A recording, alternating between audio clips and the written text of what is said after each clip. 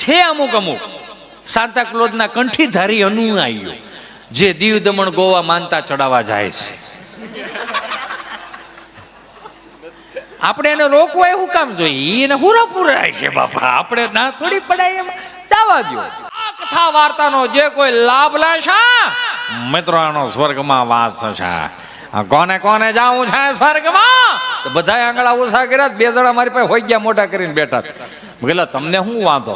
મને કે અમે આ ગામના જમાયું છે, અહીંયા આવ્યા હતા કથા સાંભળવા, બધા અહીંથી જાય એટલે અહીં સ્વર્ગ જ છે.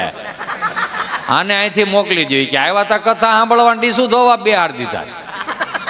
એ કે લ્યો ને જીજાજી માણસો કમ છે, માણસો કમ છે, પણ તમારો માણસો કમ હોય એમાં અમે શું કામ આ બધું કરી? પવન વાયવાથી વિષ્ણુ વિષ્ણુ કરતા હતા.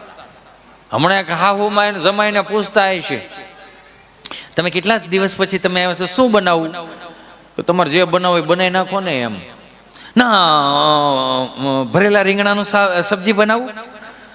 કે હારું હાલો ભરેલા રીંગણાની સબ્જી, એ તો અમે કાલે ખાતું હતું.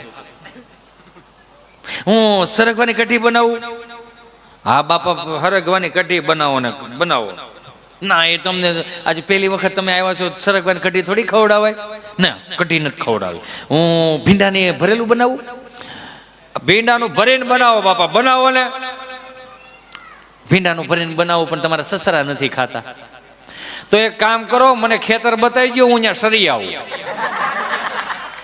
તમે કેસા હોય છો? હા ખરેખર અમુક અમુક આપણે નથી, અમુક અમુક પરણેલા પુરુષો ને ઘેરેથી ફોન આવે, હાલો શું કરો છો? ઓફિસે હતો. હું હતું? બોલ ને, શું બનાવવું આજે? તારી રીતે બને ના, તમે કયો એ જ બનાવવું છે આજે. ખાટિયા ઢોકળા બને. ખાટિયા ઢોકળા તો હજી હમણાં બેનની ઘરે છે, એમાં તો આપણે શું નકરું ખાટિયા ઢોકળા ખાટિયા ઢોકળા. ખાટિયા ઢોકળા નથી ખાવા. બીજું કયો? ઢોસા બને ને. કેટલી ગરમી છે તમે જોવો તો ખરા, આજે 47 ડિગ્રી તાપમાન છે, એમાં ઢોસા ખવાય? તો ખીચડી કઢી. ખીચડી કઢી હું ખાવું હોય જ્યારે હોતી ખીચડી કઢી ખીચડી કઢી ભાઈ, તો તારી રીતે બનાવી નાખ ને ભાઈ. ના, એમ તો મેં ગપગોટાનું પલાળ્યું છે. ગપગોટા આવે અહીં નહીં ખબર હોય, અમારે અહીંયા ગપગોટા આવે. આવડા જોક્સ તો ફેલ ગયો ને મારો.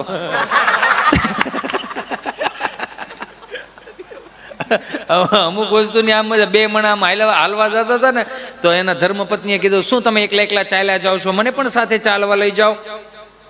એનો ઘરવાળો કહે કે મને ડોક્ટરે હાલી હાલીને કેલરી બાળવાનું કીધું છે, લોહી બાળવાનું નહીં. આમાં ઘણું ના લોહી બળતા હોય એટલે થાય. હું ઘરની બહાર નીકળું તેમાં એક બા બિચારા આવ્યા, મને કે જય શ્રી કૃષ્ણ બેટા. મેં જય શ્રી કૃષ્ણ બા. આલે કાજુ બદામ કિશમિશનો પ્રસાદ ઠાકરનો ધરેલો. મેં લાવો બા, કાજુ બદામ કિશમિશનો પ્રસાદ હું ખાઈ ગયો. સોમવાર મંગળવાર બુધવાર ગુરુવાર શુક્રવાર સુધી આવેલો, શનિવાર થોડુંક મારથી કહેવાય ગયું. મેં બા આ થોડોક પ્રસાદ ઘેરે લેતા જાઓ. ઘેરે લેતી જાવ શું બેટા? મેં ફળિયામ દાદા બેઠા હોય એને આપો. એને આપું છું. ફળિયામ છોકરા રમતા હોય એને આપો. એને આપું છું બેટા. તો તમે ખાઓ. હું ખાવ બેટા, મોઢામાં દાંત નમળે ને મારો દીકરો તો આ ગળોફે ઓલો ગળોફે ચગલે રાખું, નો ચવાય તને દઈ દઉં. અરે મેં કીધું કરી હો, આ કઈ આમ થોડું હોય, હાવ કઈ રીત હોય. હમણાં એક દાદા મંદિરના ઓટલે બેઠેલા ને, તો મારથી પૂછતા પૂછાય, જય સ્વામિનારાયણ, સીતારામ દાદા. સીતારામ સીતારામ સીતારામ. આવી ગયા એમને દીકરા દિવાળીઓ કરવા. કીધું હા, હાથ બાર અમારા બાપુજીનો છે એટલે દિવાળીઓ કરવા આવ્યા. હા તો ભલે હાથ બાર તમારા બાપુજીનો રહ્યો, દિવાળીઓ ભલે અહીં કરવા આવ્યા, પણ ફટાક્યા સેટા ફોડજો. કેમ? કોકના કુસા હળગાવશો, કોકના કપા હળગાવશો. વાડીએ જઈ જઈને કાલામાંથી કપાહ લઈ લેના નયા વીએ ગયા ને તઈ કપાહ ભેળો થયો. તમારે 5 દી પૂરતું આવીને ખાલી સેલ્ફી લઈને વ્યૂ જવું હોય ને, ઝૂકેગા નહીં. ત્યાં ડોહું ઝૂકવું પડે ઓળે ઓળે, નકરાની વાઈટું થઈ જાય આવા વાતાવરણમાં. અમારી હાથ પેઢીઓ ઝૂકી હતી એટલે તમે લેરે ખડી લ્યો છો ને. કોક દીક વાડિયા જાવ તો ખબર પડે. અને સીધું છે, બાપના ધંધામાં પાપ નથી એવું વડીલો એવું કે. કદાચ કોઈક વાડીએ ગયું ને ખેતરના વસાળેથી એક પાણો લઈ અને શેઢે મૂકી દો ને તો ઈશ્વર રોજી દેવા બંધાયેલો છે. તમે વિચાર તો કરો, કળિયુગમાં કેટલું આ સુંદર મજાની વ્યવસ્થા કરી. અને આઈ એમ સોરી કે અમુક બાપા એવું કહેતા હોય કે મારો છોકરો કયામાં નથી, એને માટેની એક વ્યવસ્થા છે. આપણે ઋષિમુનિઓ બહુ સુંદર મજાની વ્યવસ્થાઓ કરી સુધરવા માટે.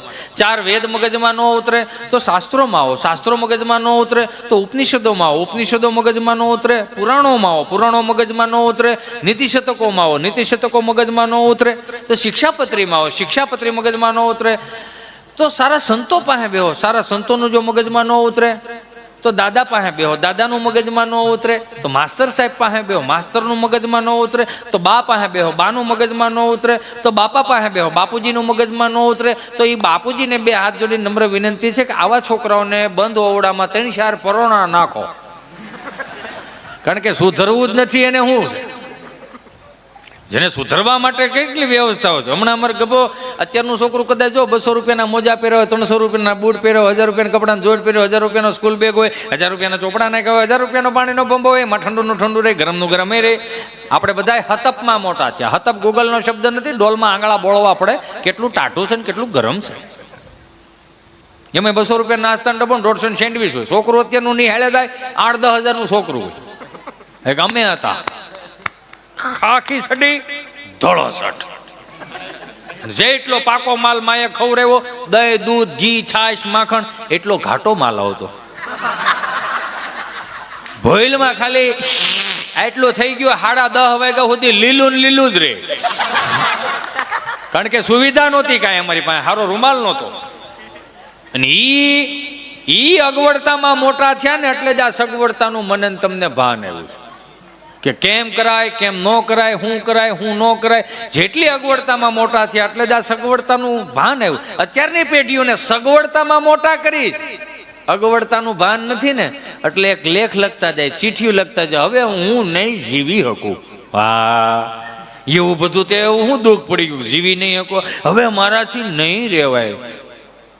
આવા દીકરા દીકરીઓને વિનંતી કરું કે જેથી તમારું મગજ નું હાલે ને તે એ સુંદર મજાના કાનમાં તમને કહો આમ ઇયરફોન નાખીને મસ્તીના તમે કીર્તન સાંભળો, એનું નો મગજમાં ઉતરે બાપુજી પાસે જાઓ અને એક સુંદર મજાની એક હક કરીને ખાલી એટલું કહી દો કે મારા ત્યાં ભૂલ થઈ ગઈ છે, મારા ત્યાં નથી થાય એમ. એક વખત કયો તો ખરા, મરવાની જીગર રાખો છો તો એમ કહેવાની એક વખત જીગર રાખો, જીવી જાઓ.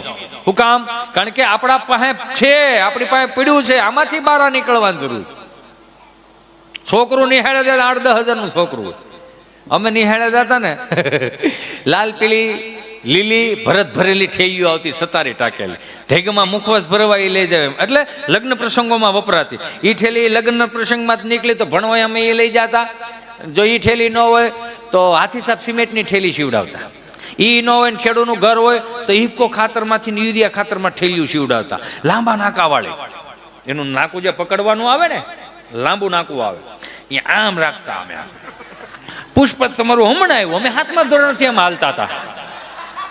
હું કામ? ઠેલી લહરી ન જાય, આમ ઝુકેગા નહીં, ઝુકેગા તો ઠેલી પડી જાયગા. એટલે અમે ઉભા રહેતા હતા આવી રીતે.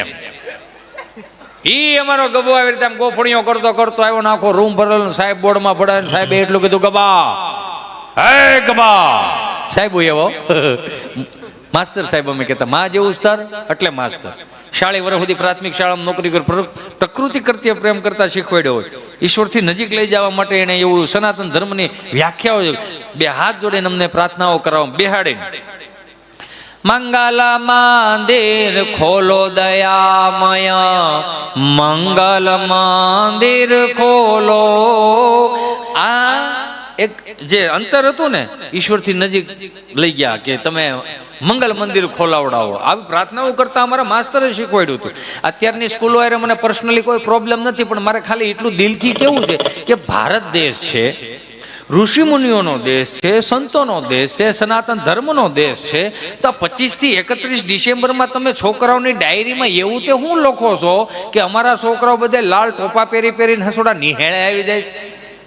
કે 25 ડિસેમ્બરથી 31 ડિસેમ્બરમાં સાન્તાક્લોઝનો જે કંઈ જન્મ જયંતિ કે પુણ્યતિથિ આવતી હોય એ આપણને એ નથી ખબર ને.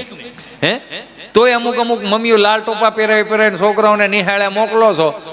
નહીં મોકલો. આ ભારત દેશ છે, સંસ્કૃતિનો દેશ છે, રીતિ રિવાજોનો દેશ છે, ડાગલા ડુગલીનો દેશ નથી આ. બરોબર? અને બીજું છે અમુક સાન્તાક્લોઝના કંઠીધારી અનુયાયીઓ જે દીવ દમણ ગોવા માનતા ચડાવવા જાય છે. આપણે એને રોકવા એવું કામ જોઈએ? એને પૂરા પૂરા છે બાપા, આપણે ના થોડી પડાય એમ દાવા દો. એમાં અમારા માસ્તર સાહેબ કહે કે એ ગભા, નિહાળનો ટાઈમ 7 વાગ્યાનો 10 વાગ્યા થોડો એમાં તો ગભો એવો એ કે હું વહેલો આવું કે મોડો આવું, હું નિહાળના ટાઈમે નિહાળ ચાલુ કરી દેવાની સાહેબ, મારે વહેલા મોડું થાય. પણ 3 દિવસથી ઇતિહાસ ભણાવું છું, કોની પાસે ઇતિહાસ ભણવા જાય? મારો દાદો જીવતો છે, એની પાસે જે ઇતિહાસ પીડા એ હજી ચોપડે નથી ચડ્યા. તમે ભણાવો છો કોનું એ જ ખબર નથી પડતી. અને તો કે મારે 2-3 પ્રશ્નો કરવા છે, ઉતાવળ રાખો, 11:30 વાગ્યા ઉતાવળ રાખો. પ્રશ્ન પહેલો કે આ 4 ખૂણાનું ટેબલ છે, એમાં એક ખૂણે એક ઈંડું મૂકું, બીજે ખૂણે બીજું ઈંડું મૂકું, ત્રીજે ખૂણે ત્રીજું ઈંડું મૂકું, ગભા કેટલા ઈંડા થાય? ઈંડા તો 3 થાય, પણ મુરગીનું કામ તમે શું કામ કરો છો? એને એનું કામ કરવા દો ને. પ્રશ્ન બીજો, બોલો તાજમહેલ કોણે બનાવ્યો? કેમ નથી હરખો બન્યો? કલર કામ કરવું પડે એમ છે, ઉપરથી પાણી ટપકે કે ના ના એવું કઈ નથી. તો અમારી 7 પેઢીઓના ફોટા તાજમહેલમાં લાગે એમ છે? તો કે ના ના એવું કઈ. તો 3 પેઢીથી હેના ઉપાડો? તાજમહેલ કોને બનાવ્યો? કઈ બનાવ્યો? એ જેણે બનાવ્યો એને બનાવ, ભલે બન્યો છે ને, રાખો નહીં એમને. પણ જો ભણાવવું જ હોય ને તો મહારાણા પ્રતાપનું ભણાવો, છત્રપતિ શિવાજીનું ભણાવો, ઝાંસીની રાણીનું ભણાવો, સુભાષચંદ્ર બોઝનું ભણાવો, ભગતસિંહનું ભણાવો, સરદાર વલ્લભભાઈ પટેલનું ભણાવો, ડોક્ટર આંબેડકર સાહેબનું ભણાવો. એ કે ઉપરથી આવે એવું થાય ગભો એવો, હવે બધું આવશે બેનો ભાઈઓ. આમાં ખરેખર તાલી એટલા માટે હું માંગીશ કે આટલું ભણાવવાના છે આપણે, આને લુપ્ત નથી કરી નાખવાના. આ હતા એટલે આ દેશ ટકી રહ્યો છે, એટલે જ આપણે ધર્મની ધજાઓ ચડાવતા થઈ ગયા છીએ. આપણે આને સપોર્ટ કરવાનો. પ્રશ્ન ત્રીજો સ્ક્રીન ઉપર, બાટલો ને બાટલીમાં શું ફેર? કેમ એમાં દાંત કાઢે છે? કે પ્રશ્ન વજન વાળો કે ફરીથી બોલો કે બાટલો ને બાટલીમાં શું ફેર? બાટલો સાહેબ ડોક્ટર સાહેબ ને નસ ગોતીને ચડાવવો પડે, બાટલી એની મેળે મેળે ચડે સાહેબ. તડકે લાવીને ઘડી હુકવવામાં ખબર પડે ને, પેલા પાપડવાને પછી હુકવવા જાય. તને આવી બધી ખબર પડે છે? કે હજી એક પ્રશ્ન કરતા જાઓ, જવાબ આપી જાય તો મને અંગૂઠા પકડવાનું બંધ કરો.